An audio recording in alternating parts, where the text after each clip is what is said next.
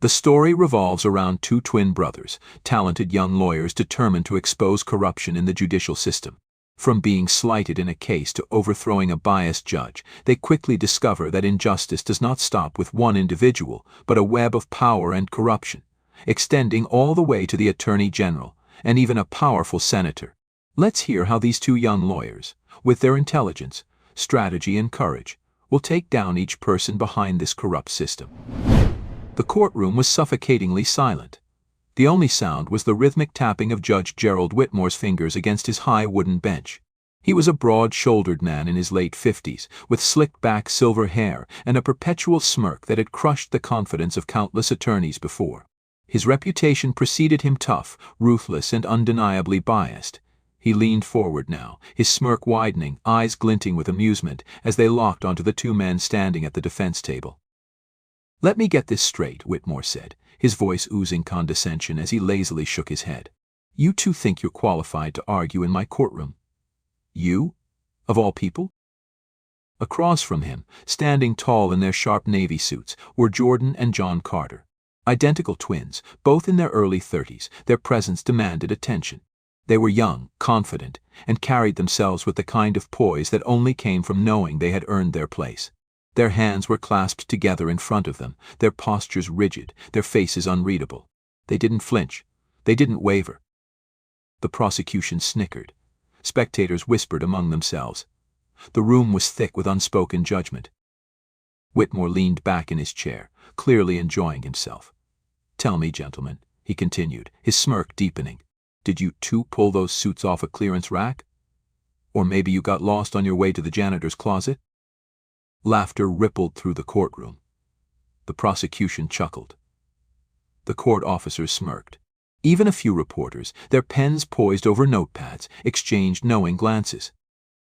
But Jordan and John exchanged a glance of their own, one filled with silent understanding, a storm brewing behind their calm expressions.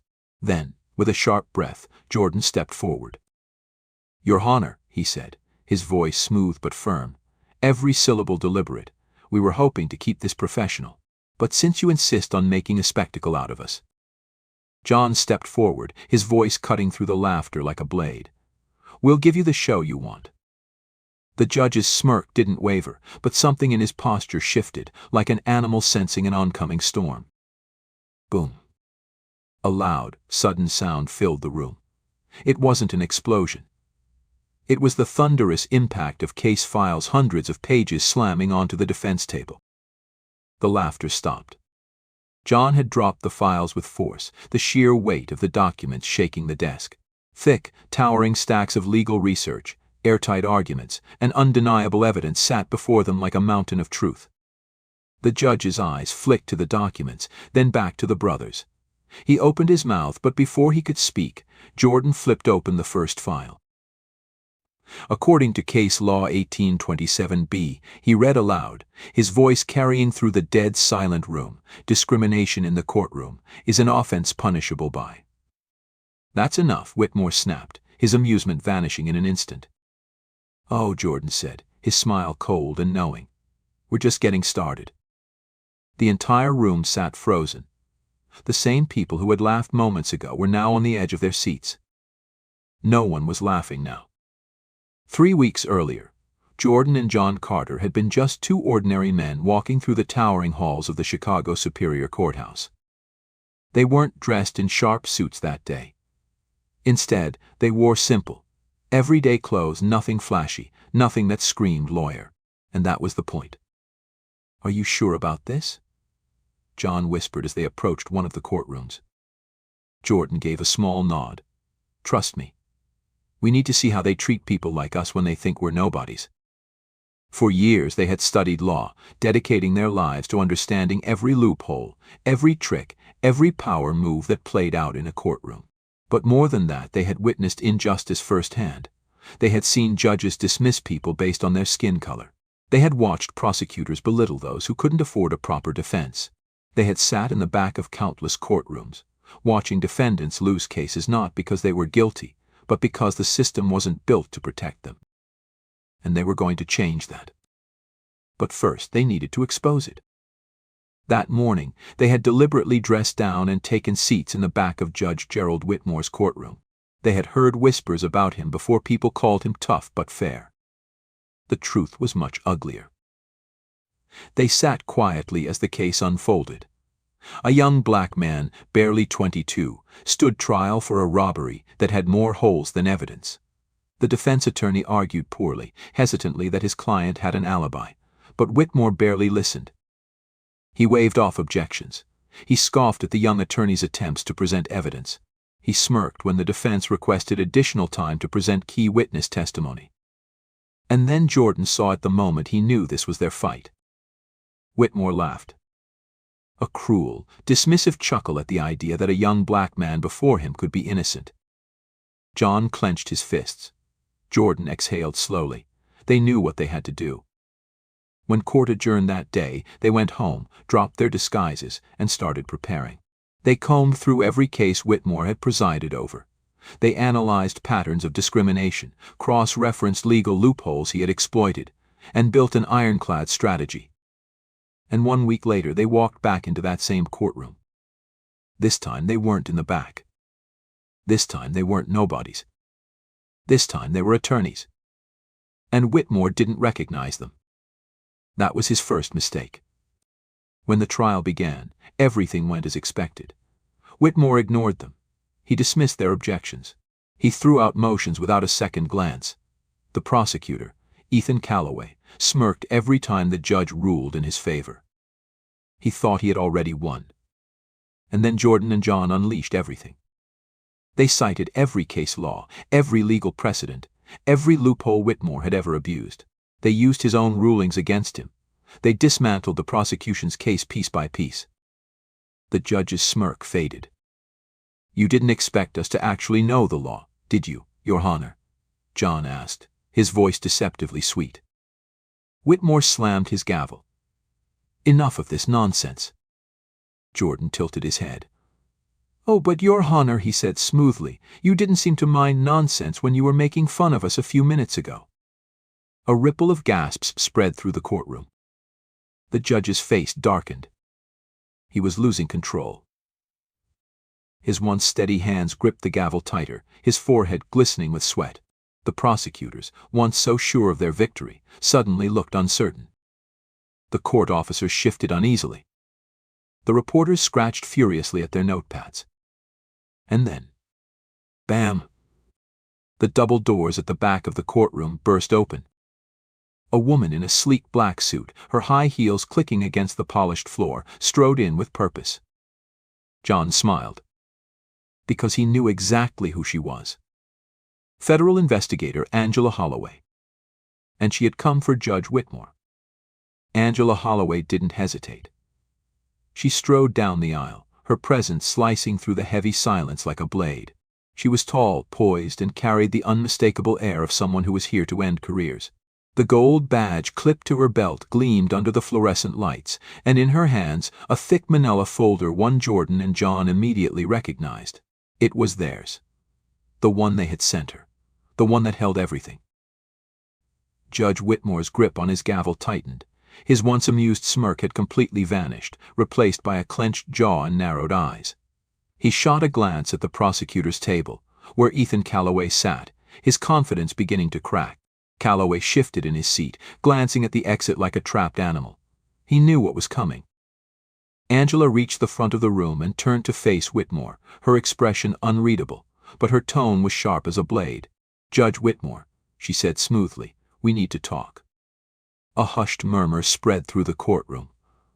The reporters in the gallery nearly leapt out of their seats, pens scratching furiously against notepads. The bailiff, who had spent the last 20 minutes smirking at Jordan and John's treatment, suddenly looked very uncomfortable. Whitmore's fingers drummed against the bench. "Ms. Holloway," he said slowly, his voice measured, "I don't recall inviting federal investigators into my courtroom." Angela's lips twitched, almost like she wanted to laugh. "You didn't," she said coolly. "But considering the nature of the allegations against you, I'd say I have every right to be here." Silence. Thick, suffocating silence. Jordan and John stood still, arms crossed, watching the scene unfold with surgical precision. They had spent weeks planning for this exact moment.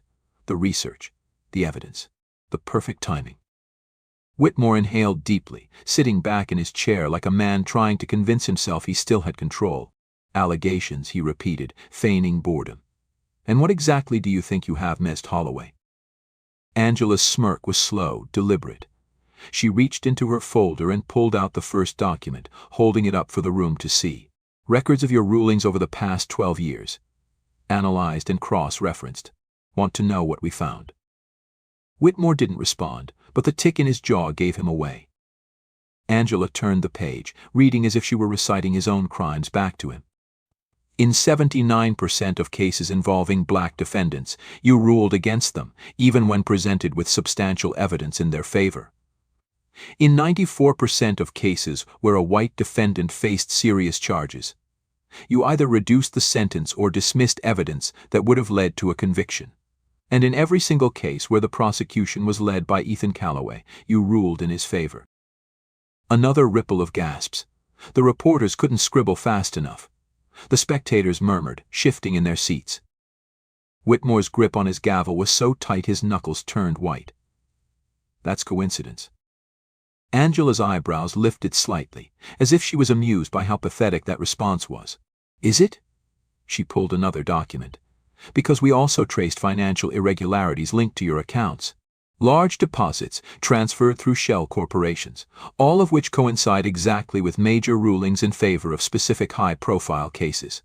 And do you know where some of those payments originated?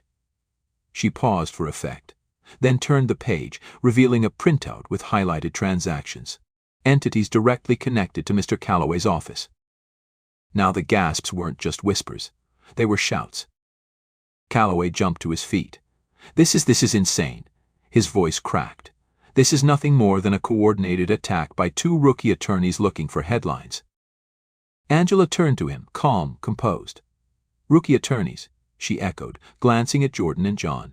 Is that what you think? Calloway scoffed. This is theater. These two don't have the experience to. Jordan stepped forward, finally speaking. His voice was sharp, cutting through Calloway's unraveling confidence like a scalpel. Experience. You mean like how we've spent the last 3 weeks decimating every fraudulent case you've ever touched? You mean how we spent countless nights pulling records, finding patterns, following the money? Or maybe you mean experience like yours where you bribe your way to convictions, destroy the lives of innocent people, and then sit back and laugh. Calloway's jaw clenched, but he had no response. Angela smirked. Since you're so concerned about their experience, she said smoothly, why don't we let the Justice Department decide?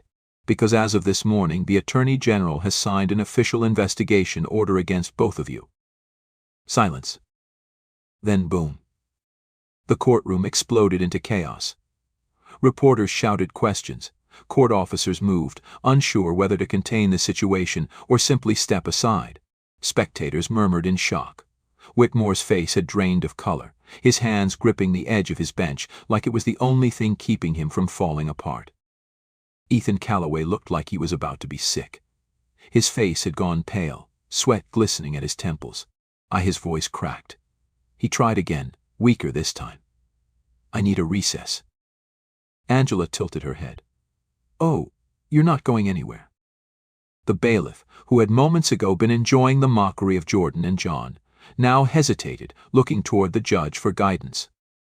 But Whitmore said nothing. John took a slow step forward, his voice low, cutting through the noise like steel. You really should have read our credentials, Your Honor. For the first time that day, Whitmore was speechless. The judge opened his mouth, then bam. The double doors burst open again. This time it wasn't one woman in a power suit. It was 6 federal agents. They moved quickly, efficiently, with a kind of presence that couldn't be ignored. The lead agent, a tall black man in a crisp navy suit, strode toward the front, flashing his badge. Gerald Whitmore, he announced, his voice ringing loud over the stunned murmurs. You are under federal investigation for judicial misconduct, bribery, and obstruction of justice. Whitmore inhaled sharply. You can't. We can, the agent interrupted. And we are. Calloway took an instinctive step back. This is all a misunderstanding," he stammered, his eyes darting around the room like a man looking for an escape route. Angela smirked. "You should sit down, Mr. Calloway." Calloway didn't. Instead, he turned and bolted. It was a desperate move. He barely made it 2 steps before 2 agents grabbed him, pinning his arms behind his back. This is a mistake," he howled. "You can't do this to me. I'm the prosecution." Jordan exhaled slowly. Not anymore. Whitmore was still frozen in his seat, hands trembling, his mind racing for a way out. But there was no way out. Not this time. The lead agent turned back to him. "Your Honor," he said, his tone almost mocking, "I suggest you come with us." Whitmore didn't move for a long moment. Then, slowly, he rose, adjusting his robe, desperate to maintain what little dignity he had left. But everyone in the room knew. It was over. John exhaled, rolling his shoulders back. He looked at Jordan, who met his gaze. No words needed. They weren't just winning. They were just getting started. The courtroom was still buzzing long after Judge Gerald Whitmore and Ethan Calloway were escorted out in handcuffs.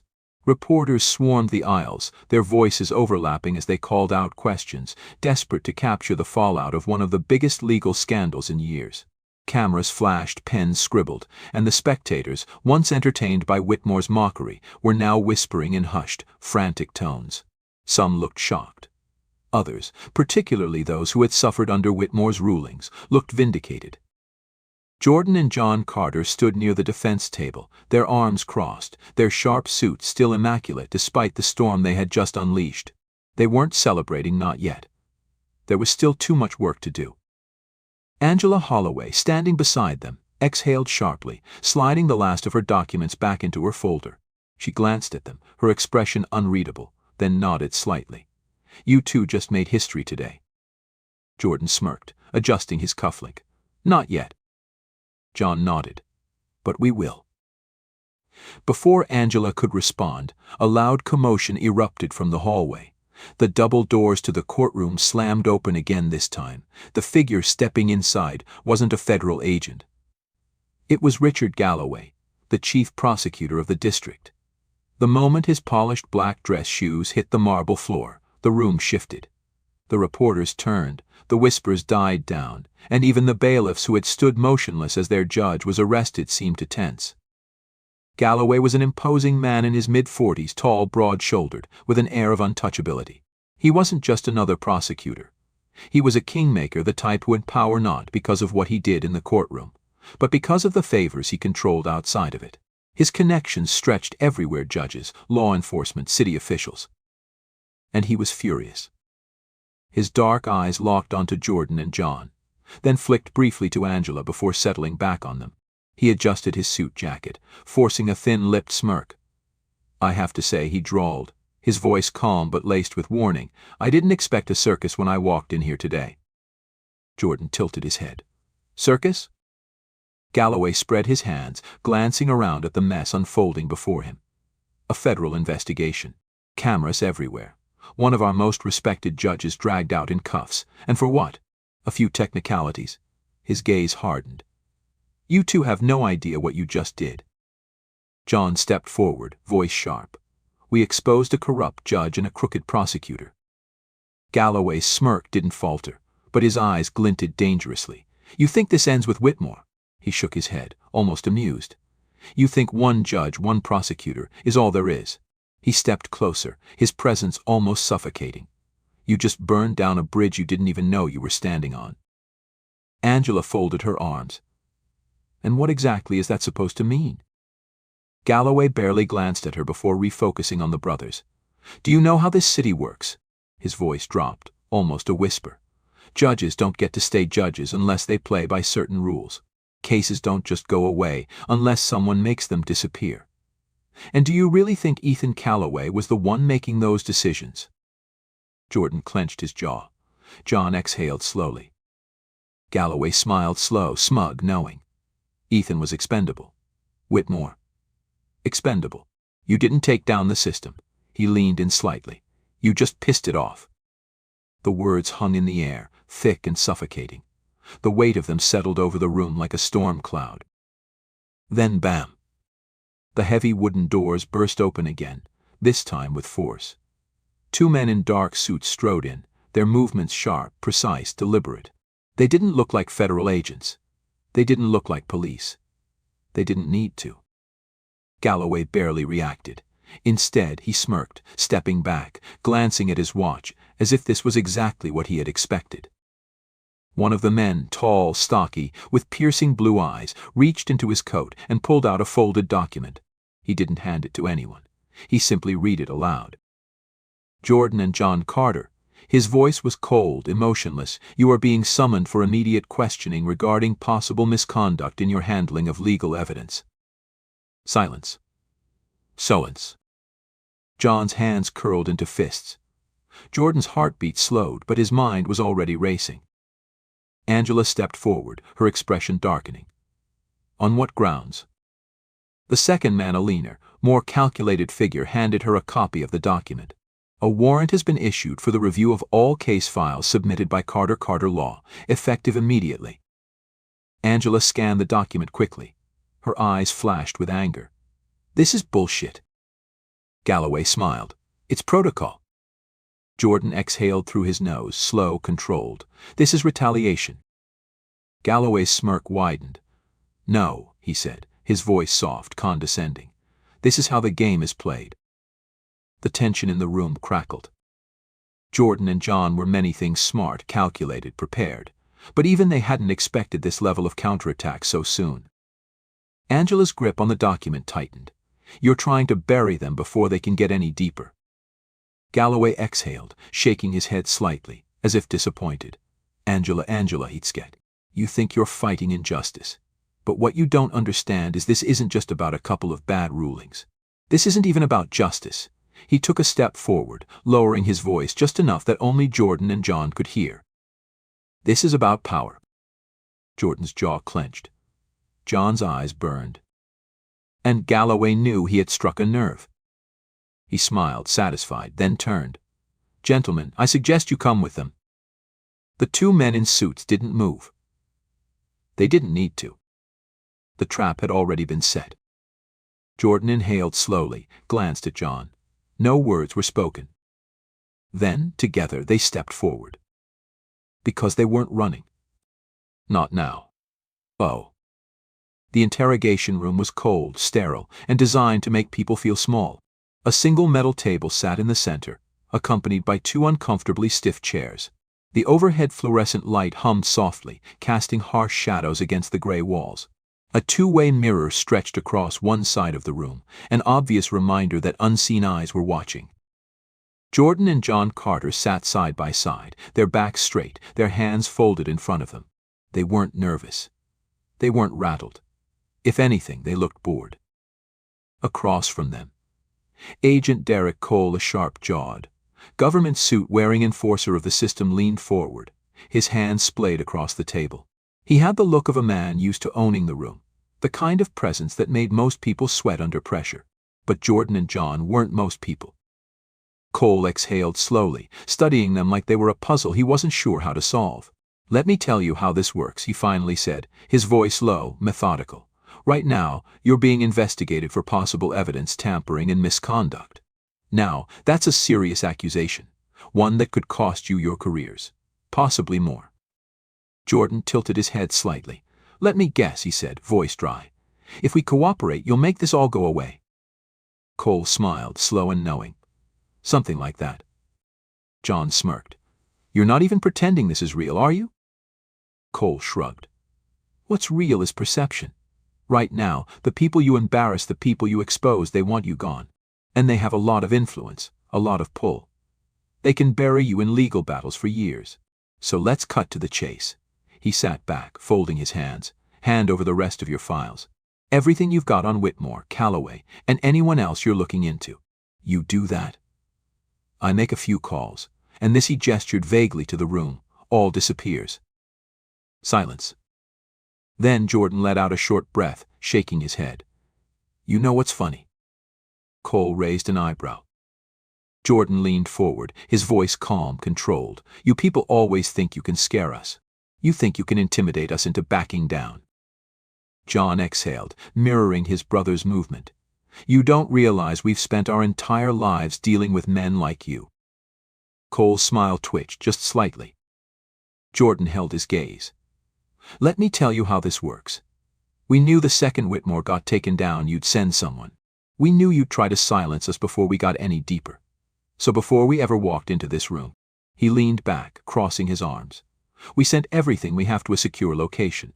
If we disappear, or if anything happens to us, it goes public. Cole's expression darkened. You're bluffing. John's smirk widened. Are we? The room tensed, the air between them charged. Then bam. The door swung open, and Angela Holloway stormed inside, her face thunderous. That's it. This interview is over. She strode past Cole, slamming a folder down on the table. I just spoke to the Attorney General's office. You have zero legal grounds for this interrogation. There is no misconduct investigation. There was no formal complaint filed against these men. This is nothing more than an illegal intimidation tactic. Cole didn't move, his expression unreadable. Holloway, he said smoothly, you don't know what you're getting yourself into. Angela exhaled sharply, leaning down until she was eye level with him. No, Derek, you don't. Jordan and John exchanged a glance, a silent acknowledgement that Holloway had just thrown herself into the fight with them. Cole studied her for a long moment, then exhaled through his nose. Without another word, he stood, straightened his suit jacket, and turned for the door. This isn't over, he said over his shoulder. Angela didn't so much as blink. It never is. The door clicked shut behind him. Silence. Then John let out a low whistle. Well, that was fun. Angela shot him a glare. Do you two ever stop provoking people? Jordan smirked. Depends. Did it work? Angela sighed, rubbing her temple. Look, you bought yourself some time, but Cole is just a messenger. The real problem, she exhaled, it's Galloway. Jordan's smirk faded. John's expression hardened. Angela nodded. You already knew Whitmore and Calloway weren't working alone. But Galloway, he's not just protecting the system. He is the system. He's the one who built the network that's kept these corrupt judges and prosecutors in power for years. And if you think he's going to let two young attorneys burn it to the ground. She shook her head. He will kill you before he lets that happen. John exhaled slowly. Then we'd better make our next move fast. Angela narrowed her eyes. Tell me you have something. Jordan slid a USB drive across the table. Every case Galloway has ever manipulated. Every bribe. Every falsified charge. Every conviction that should have never happened. Angela picked up the drive, staring at it like it held the weight of the world. Where did you get this? Jordan's smile was cold. A few old friends in the DA's office don't like him either. John exhaled. Galloway's been untouchable for over a decade. But today, he leaned forward. That changes. Angela studied them for a long moment, then nodded. All right, she murmured. Let's end this. But before anyone could move. Bam! A deafening explosion rocked the building. The walls shook. The overhead light flickered. Sirens erupted outside. Angela's head snapped up. What the hell? Jordan was already moving, shoving the USB drive into his pocket, his mind racing. John pulled out his phone, checking the security feeds outside their office. His face darkened. We need to go. Now. Angela rushed to the window, peering outside. Her breath hitched. Black SUVs. No sirens, no markings, just men in suits stepping out, armed, moving fast. Jordan's jaw clenched. They're not cops. Angela's stomach dropped. They're here to eliminate you. John pulled open the emergency exit door. Then let's not be here when they do. They ran, because this wasn't just a cover-up anymore. This was a hunt. The city was on fire figuratively and literally. The explosion had sent tremors through the streets, a calculated move designed to create chaos and cover. Sirens blared in the distance, but the SUVs outside weren't law enforcement. No flashing lights. No official insignias. Just black tinted windows and armed men stepping out with the efficiency of a kill squad. Jordan, John, and Angela moved. They burst through the emergency exit, their feet pounding against the concrete as they ducked into the back alley. Angela pulled out her phone, quickly scanning for exits. We can't go out the front. They're boxing us in. Jordan exhaled, his mind racing. Then we take the underground. John's head snapped toward him. You sure? Jordan didn't hesitate. It's our best shot. Angela gave him a sharp look. What's the underground? Jordan didn't stop moving as he spoke. Back when we were still in law school, we worked with an ex-cop who ran off-the-grid tunnels under the city. They were used back in the 80s for off-book evidence drops. But now, they're just forgotten pathways. John grinned, and we're about to unforget them. They cut through a side street, slipping past the main road where the SUVs had begun spreading out. The men weren't rushing. They didn't need to. They knew Jordan and John had nowhere to go. But they were wrong. Jordan led them through a narrow passageway between two buildings, kicking aside an old metal grate. Beneath it, a set of concrete stairs disappeared into darkness. Angela hesitated for half a second. You're telling me this leads somewhere that isn't a dead end? John grinned. I'm telling you it leads somewhere they won't expect. No more questions. They slipped inside. The second they disappeared, the metal grate slammed shut just as the sound of boots approached the alleyway. The men stopped just short of where they had been moments ago. A beat of silence. Then one of them muttered into a radio, they're off-grid. Switching to thermal. Inside the tunnel, Jordan didn't stop moving. The air was thick, damp, but more importantly safe for now. Angela exhaled, gripping her knees. Jesus, that was close. John chuckled. Close is how we live now. Jordan ignored them, his mind still working. This isn't just about retaliation anymore. They were going to kill us. No trials. No charges. Just erase us. Angela ran a hand through her hair. Galloway doesn't just want you silenced. He wants to make an example out of you. Jordan exhaled sharply. Then we take the fight to him. Angela gave him a sharp look. You better have a plan. Jordan's lips curled into something dark. We do. John smirked. And it's going to be messy. For 3 days they disappeared. No credit cards. No phones. Nothing that could be traced. They moved through safe houses, burning through the few allies they could still trust. The city was locked down. News reports framed them as rogue attorneys tampering with federal evidence. They had been labeled fugitives. Then, on the 4th day, they went on the offensive. Angela had spent years digging into Galloway's network of corruption, but she had never had the kind of leverage Jordan and John now possessed. The USB drive wasn't just evidence, it was a nuclear weapon. It contained records of every case Galloway had manipulated, every payout, every fabricated conviction. Jordan grinned as he scrolled through the files. He's been too confident. He never thought anyone would put the pieces together. Angela nodded. That's why we're going to make sure the entire world sees this. They couldn't take it to the press. Galloway had too many people on the inside. They couldn't go through official legal channels, those had already been compromised. So they went somewhere bigger. Live television. The Chicago Evening News was a fortress of security, but not the kind designed to keep people out. The news station thrived on chaos-breaking stories, live coverage, journalists hungry for their next scandal. And tonight, Jordan and John were the scandal. They slipped in through the back entrance during a routine delivery, using press badges Angela had forged. Once inside, they moved fast, cutting through the chaos of the newsroom. Past producers yelling into headsets, past camera crews prepping for the 6 o'clock live broadcast. Angela kept her voice low. You sure about this? John grinned. Absolutely not. Jordan exhaled, looking at the live schedule on the wall. The anchor was already mid-segment, covering their own manhunt. He smirked. This is poetic. Angela pulled out her phone, activating the remote upload. Once I hit send, this goes to every news station in the country.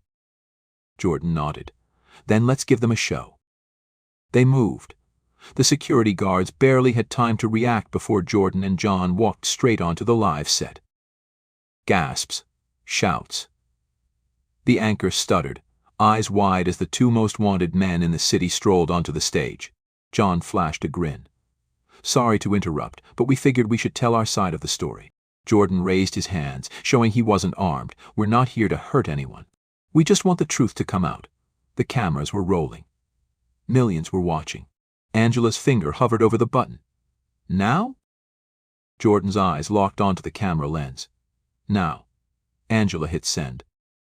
Instantly, every screen in the studio flickered. The teleprompter changed, the pre-planned news script vanished, and in its place Galloway's crimes. Every file, every case, every name. The entire country was watching. The anchor's face went pale. The security guards hesitated. And Galloway? He was watching too. The broadcast was a death sentence for him. And he knew it. Within an hour, the city was in chaos. Protesters flooded the streets. Officials scrambled. The DOI announced an immediate investigation. And Galloway? He ran. But Jordan and John weren't done.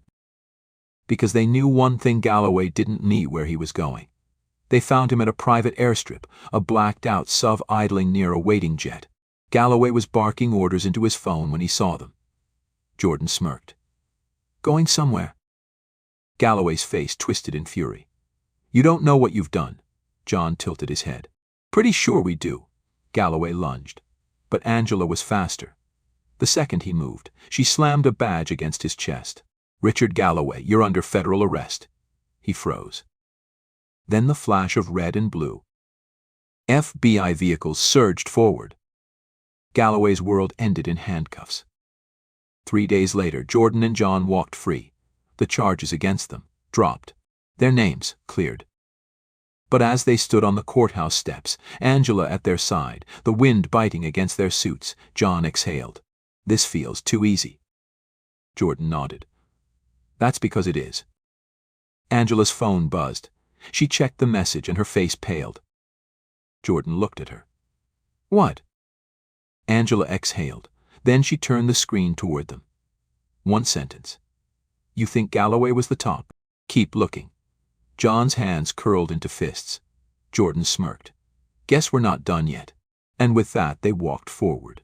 Because the fight wasn't over. It was just beginning. Join us to share meaningful stories by hitting the like and subscribe buttons. Don't forget to turn on the notification bell to start your day with profound lessons and heartfelt empathy.